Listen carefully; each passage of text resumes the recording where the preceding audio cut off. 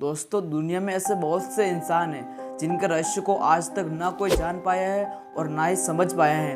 कि ऐसा ही रहस्यमय इंसान 19वीं सदी में इंग्लैंड में हुआ करता था, जिसके बारे में दावा किया जाता है कि उसके दो चेहरे थे, एक आगे और एक पीछे। यह दुनिया का एक इकलौता ऐसा शख्स था जिसके एक नहीं बल्कि दो दो चेहरे थे।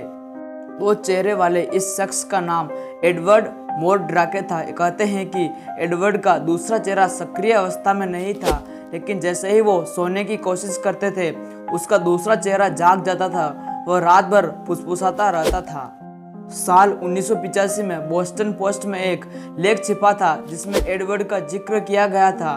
उसमें लिखा था कि एडवर्ड अपने दूसरे चेहरे से काफ़ी परेशान थे, क्योंकि इसकी वजह से वह कई कई दिनों तक सो नहीं पाते थे। कहा जाता है कि एडवर्ड अपने इलाज के लिए डॉक्टर के पास भी गए थे, लेकिन चूंकि उस वक्त की तकनीक इतनी विकसित नहीं थी, इसलिए इलाज संभव न हो सका। हालांकि कहा यह भी जाता है कि डॉक्टरों ने उनका इलाज करने से साफ मना कर दिया था। कहते हैं कि एडवर्ड के सिर के पीछे वाला चेहरा एक लड़की का था, जिसकी आंखें तो थी लेकिन वो देख नहीं सकती थी। इसके अलावा उस चेहरे का मुंह भी था, लेकिन वो खा नहीं सकता था और ना ही जोर से बोल पाता था, बस फुसफुसाता था, और वो भी नर्क के बारे में। दोस्तों, बात अमेजिंग है ना। ऐसा कहा जाता है कि एडवर्ड जब खुश होते थे तो उनके दूसरे चेहरे को यह बर्दाश्त नहीं होता था और वो उसका उपवास करता था। इसके अलावा जब वो रोते थे तो उसका दूसरा चेहरा मुस्कुराता था। कहते हैं कि एडवर्ड ने अपने दूसरे चेहरे से परेशान होकर आत्महत्या कर ली थी।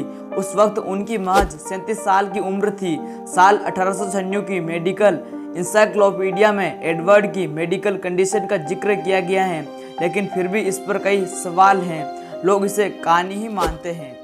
दोस्तों, ये थी दो सिर वाले व्यक्ति की कहानी, जिसकी कहानी सुनकर आप सोच में पड़ गए होंगे।